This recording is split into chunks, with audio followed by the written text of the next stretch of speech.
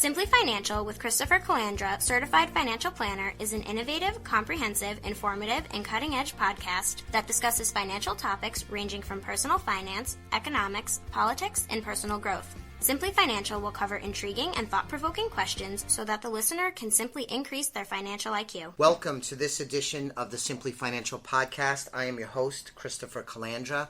We are in season number 3, and this is episode number 22. This is the 4th part of our 5-part series titled Battle of the Sexes. I have been sitting with both my wife, Joelle, as well as Lindy Brock, who is my partner, and we are just sharing some ideas about money and finances inside of a marriage. Today, Lindy and I are going to focus more on the teaching of money and money habits to children. Between her household and my household, we have a total of 4 teenagers ranging from 18 to 13 years old, which in and of itself makes things crazy. And so we wanted to share some ideas about money and kids and how to teach kids about good financial habits. So thanks for being here. Thanks for having me again. So let's kick off. I figure I'm going to fire away some questions and we'll kind of let nature take its course. So you have a daughter who's 16. Yes. Kaya. And then William is 14. Yes. And do they get an allowance? They do now. And this is something that they had talked me into about 4 months ago or so. Okay. So do they do chores for the allowance, or do they just get a set amount of money each week or month? It's split. Okay. So they get $10 a week no matter what. And then they have the ability to make an additional $25 a week upon the completion of chores. And each chore is assigned a different amount of money based on how long it takes to complete that chore. Sounds pretty involved.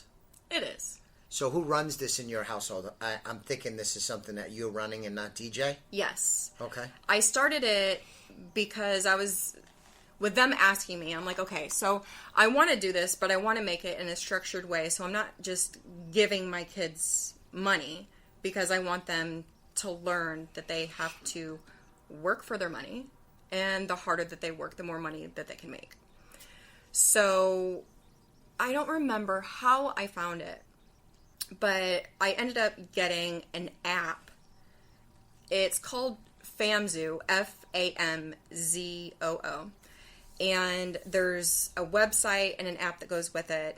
And basically it sets up some different accounts for the kids, a spending, a saving, and a donating account. And you can set up a task list or a chores list, and they check it off when they complete it, and it's automatically credited to their account. I have it set up where it has the automatic weekly payments into their accounts, and I do have it split up naturally. Some goes into spending, some goes into saving, some goes into donating. So they know that, there's different pools of money that you need to play with. Okay. And have you gotten resistance from them about any aspect of this project? A little bit. They keep wanting... they are teenagers. Right, but they keep wanting to dip into their saving because they think that pool of money is just there. And I'm like, well, it's meant to save. That's what it's there for, Maybe a big ticket item that they're wanting. I'm like, don't use your spending money on that. That's what your savings is for. And, that's there so you can save it. And then if you want a big ticket item, then... Have you shared with them what the savings is for, what the goals for that money is, and ultimately how that could be spent? Or I've not really worked it out to a T. I just basically tell them it's for big ticket items. My daughter's, she wants to put money for her car when she gets that. Sense. So that's what her savings pool is for.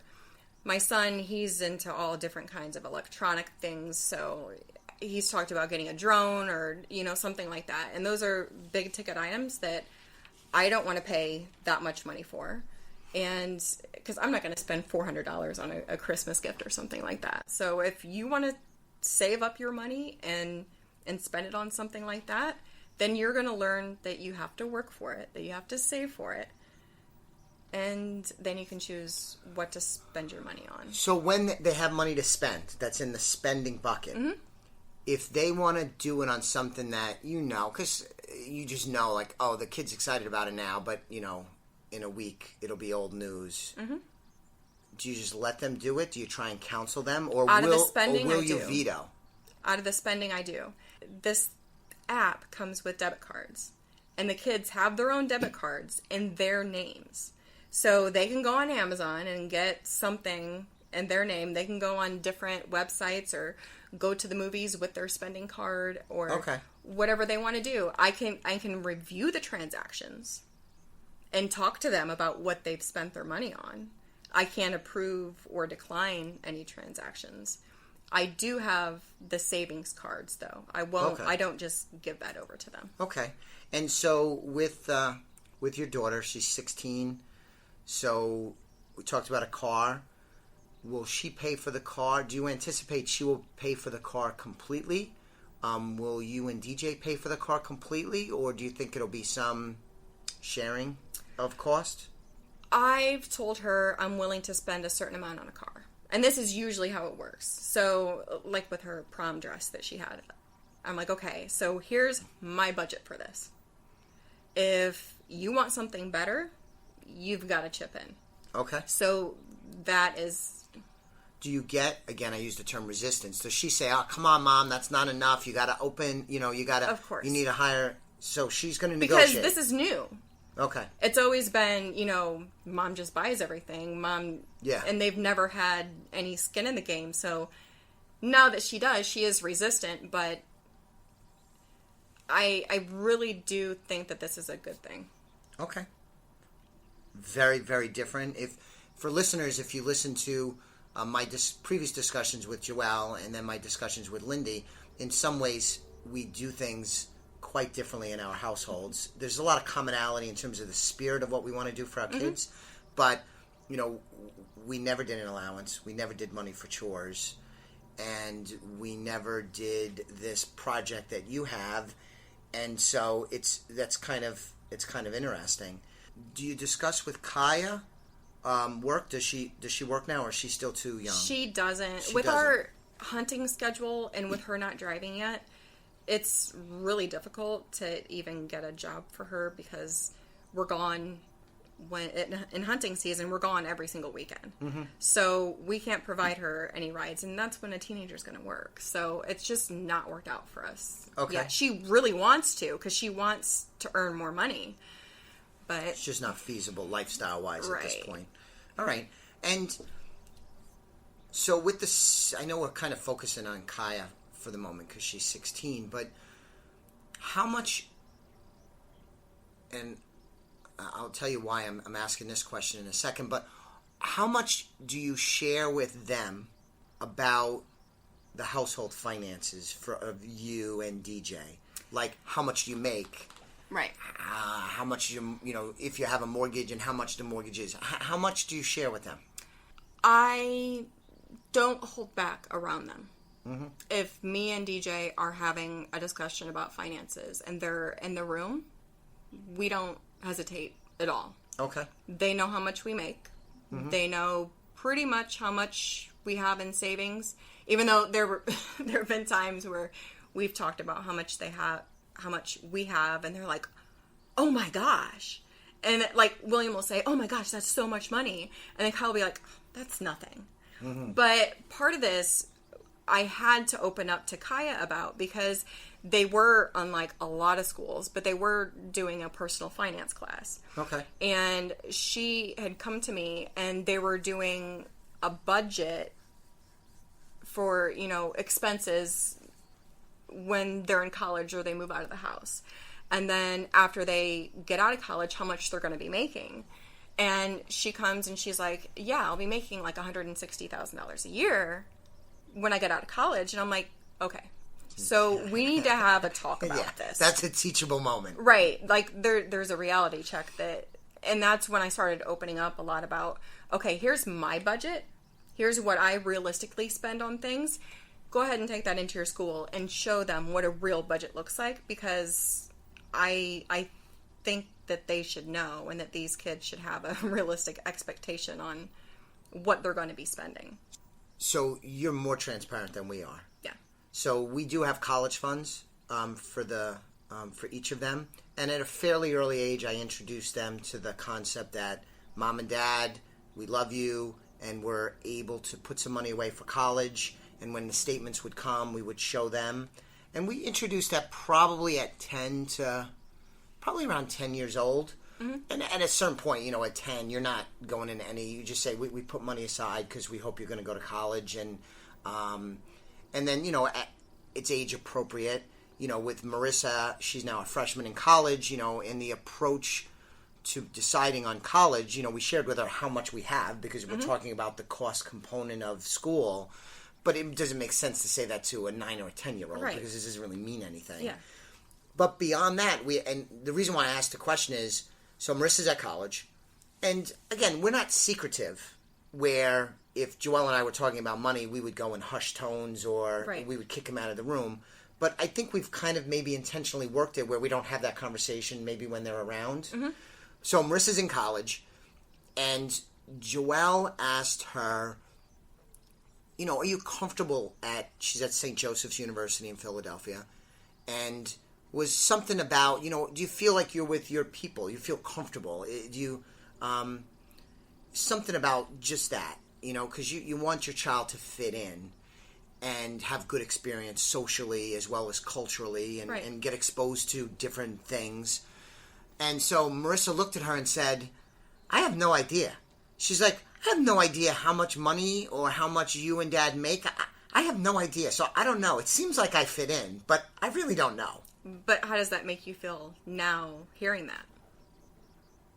I'm not sure, because on one hand, she's not bogged down with that, and that might be a blessing because she's making friends, having experiences. Hopefully there's good debates in different business and other classes that she has. And so maybe it's good that she doesn't know, because once you know, does that influence your perspective on things? But then on the flip side, did we do her a disservice where she doesn't know?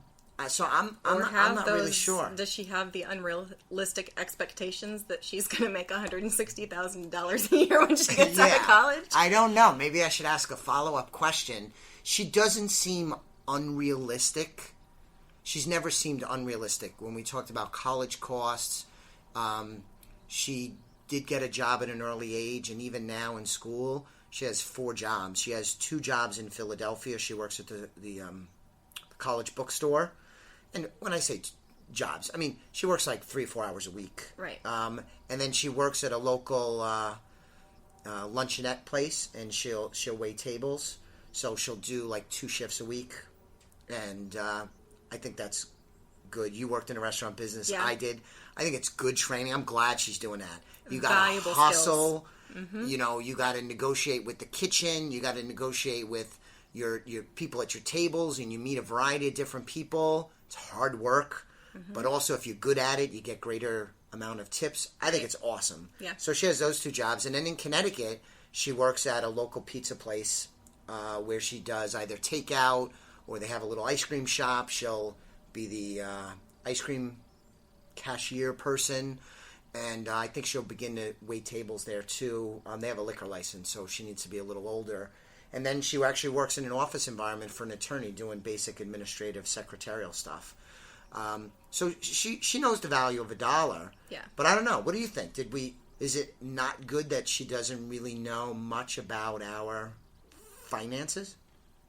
As long as, she doesn't have that unrealistic expectation, or she's proving to have good skills, and you don't feel like you need to take the discussion any further, I think you're probably fine. Yeah.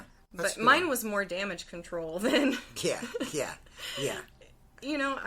I don't know. And it seems that she's on a really good path. So maybe you don't. Maybe if there is an issue later in life, I think she'll be more than comfortable to come to you because of what you do and how you're knowledgeable about stuff and be like, Dad, I don't understand this or that. So at what point, though? Because we counsel clients and, even you and I in our business relationship, we're very transparent about the profit and loss statement in the business. I mean, there's a lot of transparency, and you're have a high level of communication with DJ. We talked about in the last episode you and I did, and Joelle and I are the same way.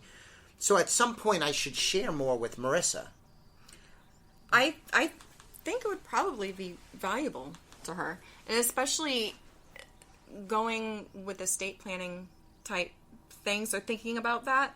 If anything happens to you or Joelle, she sort of needs to know that's a good what point. to expect and how to handle things. That's a good point, especially because she's getting close to the age of majority where she wouldn't even be treated. Even now, I don't know if she'd be treated as a minor. No, she's 18. Yes. She's a complete adult. She should know that.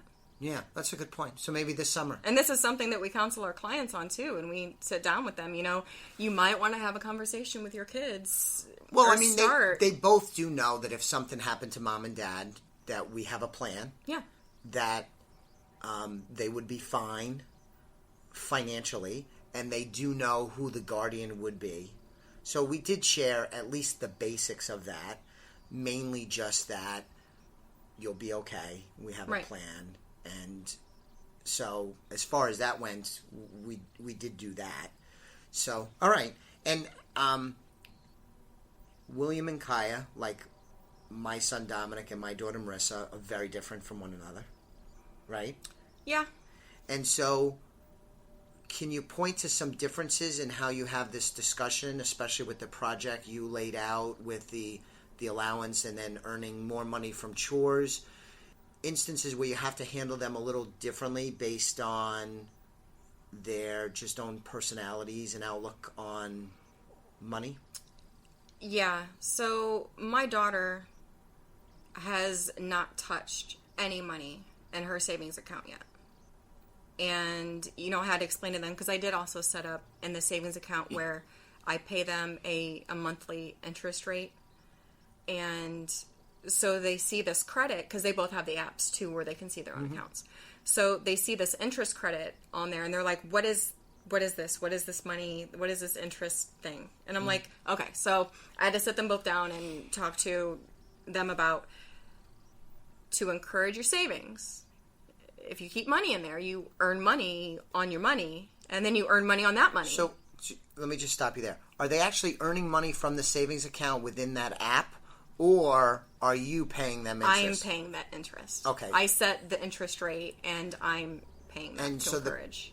The purpose of you doing this is the teachable part of it? Yes. So it's a good investment. I imagine it's not a tremendous amount of money we're talking about. And you can put a cap on it. Okay. Too. All right. Yeah. Very good. So Micaiah has not touched her savings at all. It's stayed there. William keeps wanting to take money from his savings and spend it like his spending money. So is he more of a spender than she is? Because I asked you in the previous episode, are you more of a saver or spender, and is DJ more of a saver and a spender?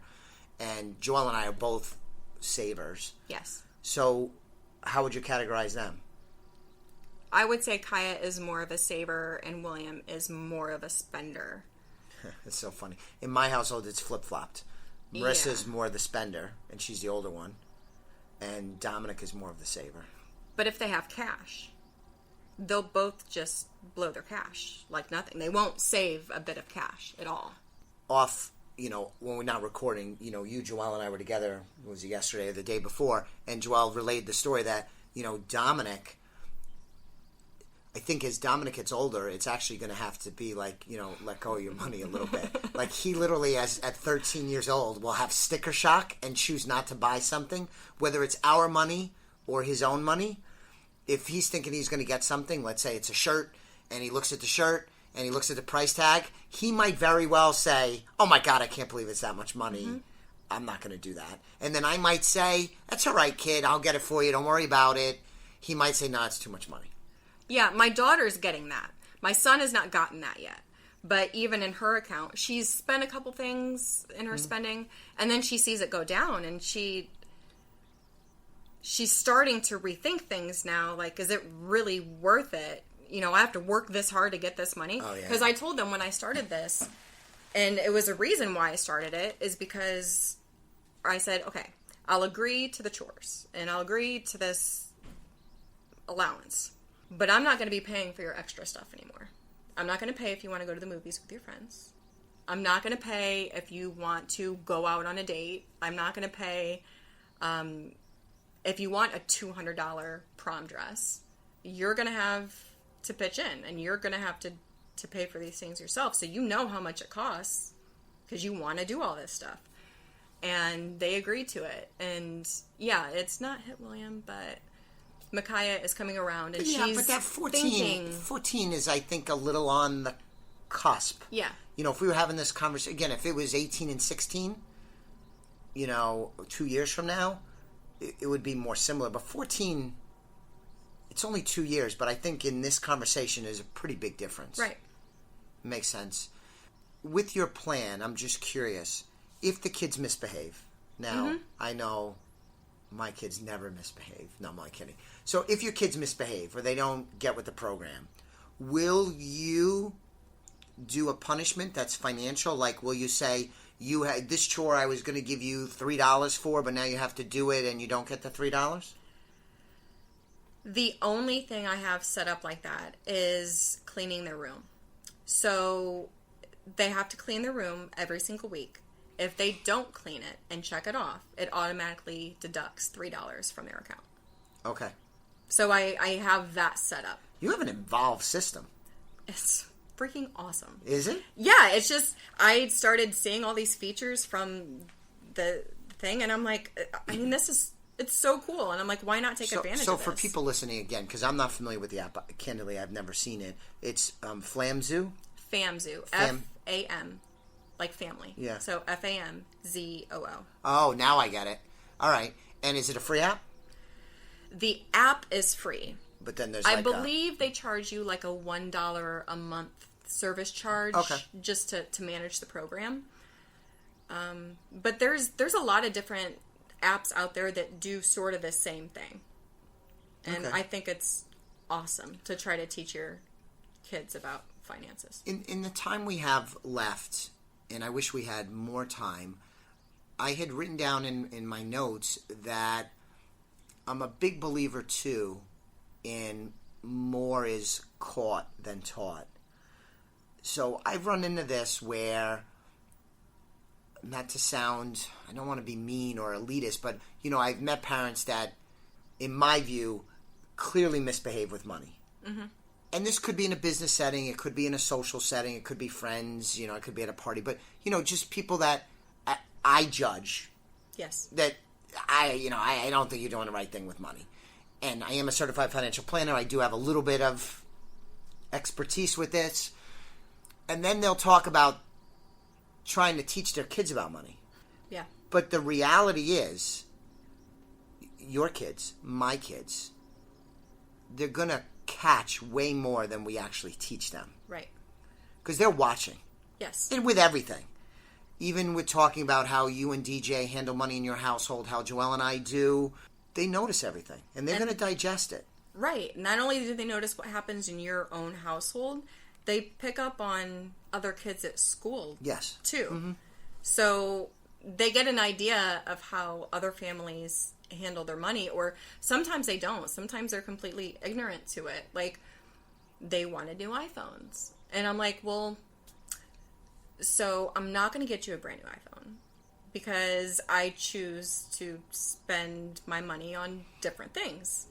And they say, you know, these kids at school have these brand new iPhones and they're like $1,000 phones. Right.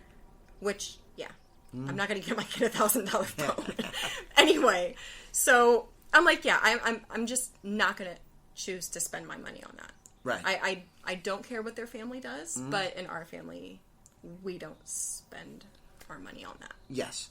So, again, I don't want to be overly judgmental, but people need to have their financial house in order, and hopefully relationally, which is the theme of the Battle of the Sexes series we're doing, need to have a healthy communication, no secrets, and a plan to communicate with one another, and a plan to win with money and accumulate wealth and make smart financial decisions. We help clients on this all the time. But if you're not doing that well, you ought to be concerned that your kids are learning bad behaviors. And this is no different than if you drink to excess and the kids see that, or if you do drugs, or you can't hold down a job, or one spouse mistreats the other spouse verbally or physically. Kids are going to see these things, and they're going to build their worldview based on that. So it's good that we're talking about teaching, but probably with everything that you and I have both said in the 25 minutes or so, most of it's probably secondary to what they've observed you doing. Right. How you get up and you go to work every day. Yeah. How you're careful with your money. You enjoy it, but you respect it. Yes. And DJ does too. Mm-hmm. And that's probably more important than all of these things. And your plan for your kids is reflective of that respect for money. And I'm sure that they pick up on that, and hopefully they will embrace it. And that should serve them very well. So thanks. This was a great discussion. Yeah. Did it go like you thought it would? Not really. I mean, you have a bunch of questions in front of you, and I don't know if we even covered any of them, but... No, this is just sit down, let's talk. Yeah. Yeah. Yeah. So it was cool. Yeah. So thank you, everyone, for listening. We have one more installment in the 5-part series, Battle of the Sexes. That'll come out next week. In the meantime, subscribe to the Simply Financial podcast. I would appreciate that a great deal. Go to the website, our website, www.elliottwealth.com. Find out more information about me, Lindy, and the rest of the team and how we can help you win with money. If you're not a client of ours already, we'd love to speak with you. You could sign up for a free complimentary consultation. You can do it right at the website. Thanks much, and please check out the 5th episode in the 5-part series, Battle of the Sexes.